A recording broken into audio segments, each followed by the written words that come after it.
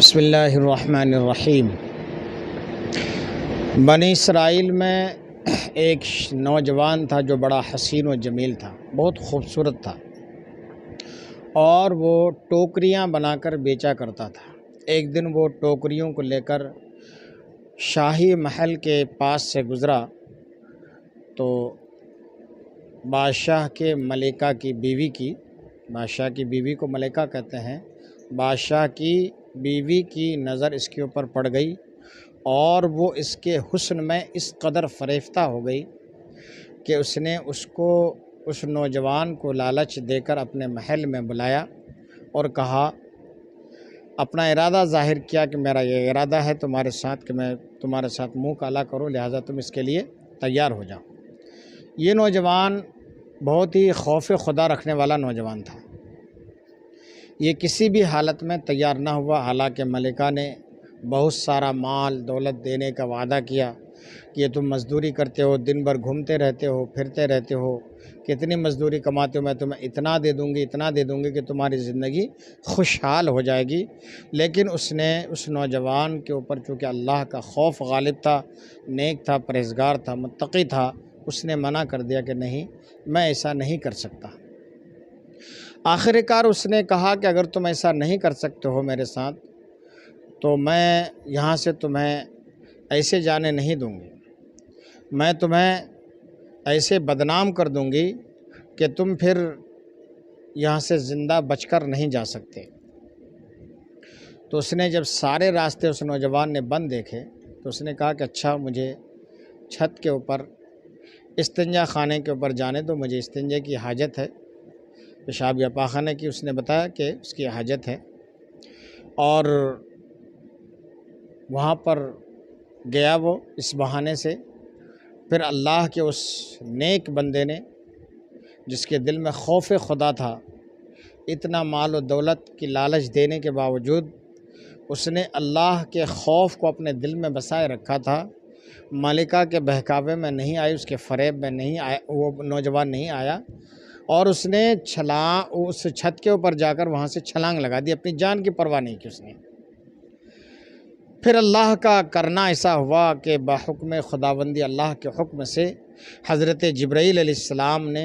اس نوجوان کو اپنے پروں پر لے کر زمین پر یوں رکھ دیا جیسے ایک مہربان باپ اپنے بیٹے کو اپنی گود سے اتار کر زمین پر رکھتا ہے۔ وہ خوف خدا رکھنے والا خوش نصیب نوجوان بہت بڑے امتحان سے کامیاب ہو کر رات کو گھر پہنچا۔ بیوی نے دیکھا تو پوچھا کہ کہاں ہے مزدوری؟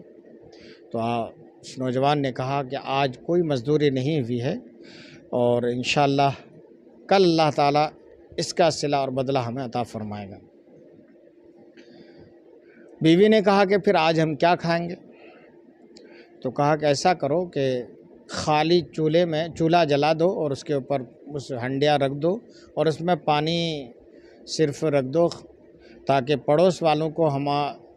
ہمارے اس راز کا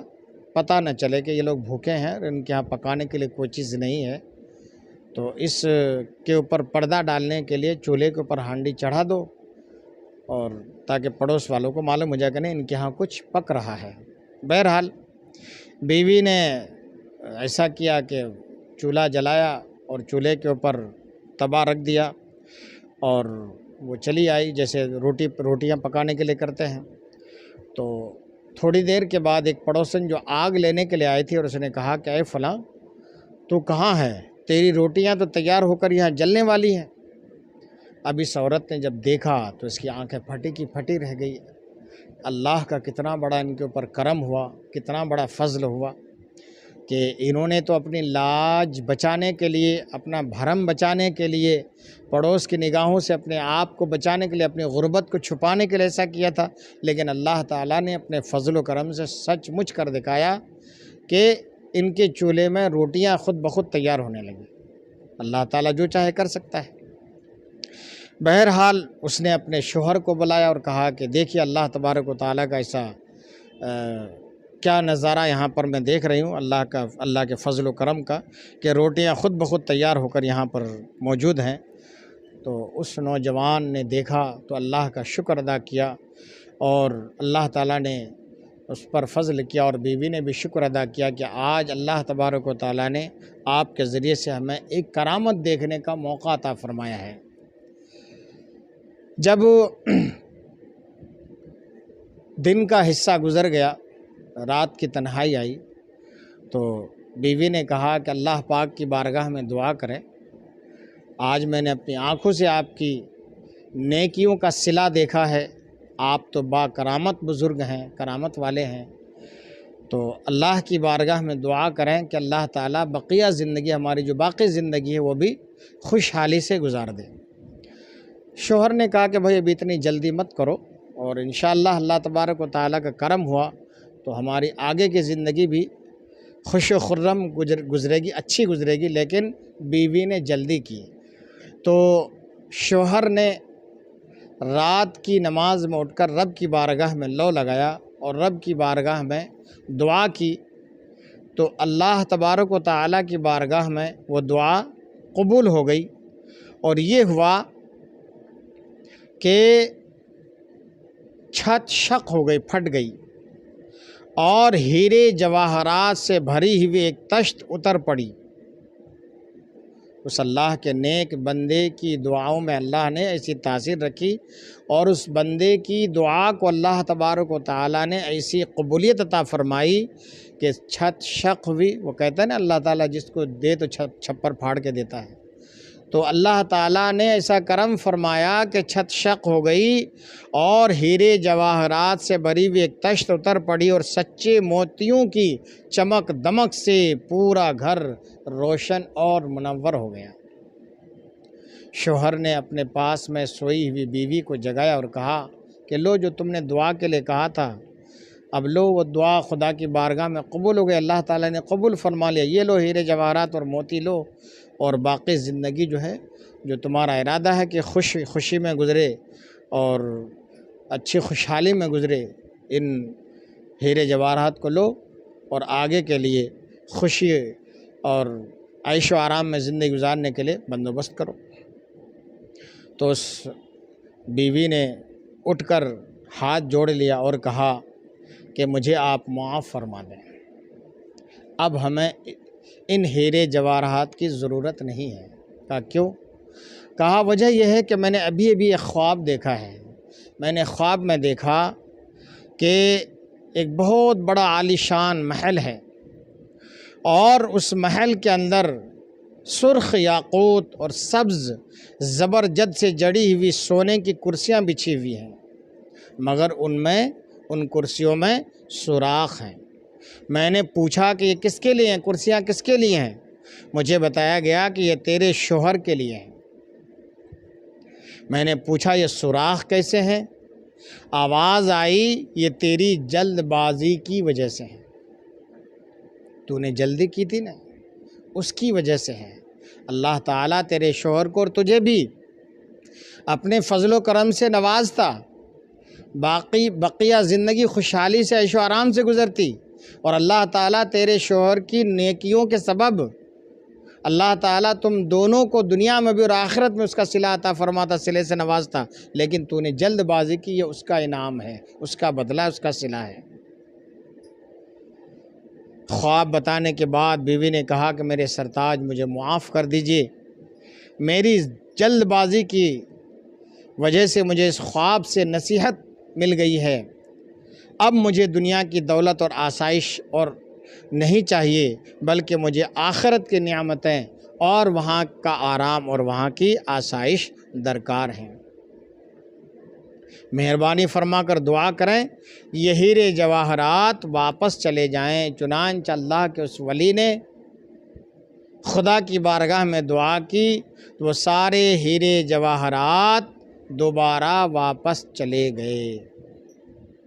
معلوم ہوا کہ جب اللہ کے خوف سے کوئی بندہ گناہ کرنے سے رک جاتا ہے تو اللہ تعالیٰ اس کے عوض میں دنیا میں بھی صلہ عطا فرماتا ہے، اور آخرت میں تو یقیناً عطا فرمائے گا۔ دنیا میں ملے گا ہی، دنیا میں تو ملے گا، آخرت میں یقیناً ملے گا ہی ملے گا۔ تو اس لیے آخرت کے انعام کو پانے کے لیے آخرت میں اللہ سے اجر پانے کے لیے دنیا میں جلد بازی نہ کریں۔ یہ انسانی تقاضا ہوتا ہے، فطرت بشری تقاضا ہوتا ہے کہ انسان جلد بازی کرتا ہے۔ جلد بازی نہیں کرنی چاہیے، اللہ کے اوپر بھروسہ کیجئے، اللہ سے اس کے فضل و کرم کی بھیک مانگتے رہیے، انشاءاللہ آپ نیکیاں کرتے جائیں، ہم نیکیاں کرتے جائیں، نیک کام کرتے جائیں، اللہ کے خوف سے ہم برائیوں سے دامن چھڑاتے رہیں، اور جس میں اللہ کی ناراضگی پائی جائے، جن کاموں میں اللہ کے محبوب کی ناراضگی پائی جائے، جن کاموں میں، ان کاموں کو ہم چھوڑ دیں، نیکیاں اختیار کریں، اور اللہ کے فضل و کمال کو حاصل کرنے کے لیے، فضل و کرم کو حاصل کرنے کے لیے دعائیں کرتے رہیں۔ دعا کے لیے ممانعت نہیں ہے حدیث پاک میں، خیر مانگنے کے لیے، رزق حلال مانگنے کے لیے، اچھا رزق مانگنے کے لیے، نیک صالح اولاد مانگنے کے لیے، یہ اللہ کی بارگاہ میں، یہ حدیث پاک میں، قرآن و حدیث میں اس کی ممانعت نہیں ہے، مانگ سکتے ہیں، لیکن یہ کہ جلد بازی نہیں کرنی چاہیے، اور اللہ کے خوف سے ہم خائف رہیں، ڈرتے رہیں، کانپتے رہیں، نیکیاں کرتے رہیں، برائیوں سے اپنا دامن چھڑاتے رہیں، اپنے کو بھی برائیوں سے بچائیں، اور اپنے آل اولاد کو بھی بچائیں، جہاں تک ہو سکے دوسروں کو بچائیں۔ انشاءاللہ دنیا میں بھی اس کا انعام ملے گا، دنیا میں بھی اس کا بدلہ ملے گا، اور آخرت میں یقیناً مل کر ہی رہے گا۔ اللہ رب العزت کی بارگاہ میں دعا ہے کہ مولا کریم اپنے محبوب کریم صلی اللہ تعالی علیہ وآلہ وسلم کے صدقے طفیل ہمیں دنیا میں بھی نیک اعمال کے صلے میں اپنے فضل و کرم سے ہمیں نعمت والی زندگی، اور آخرت میں بھی اللہ تبارک و تعالی ہمیں نعمت والی زندگی اور عیش و عشرت والی زندگی، آرام والی زندگی نصیب فرمائے، اور جنت الفردوس میں ہم سب کا اللہ تبارک و تعالی داخلہ نصیب فرمائے۔ آمین ثم آمین۔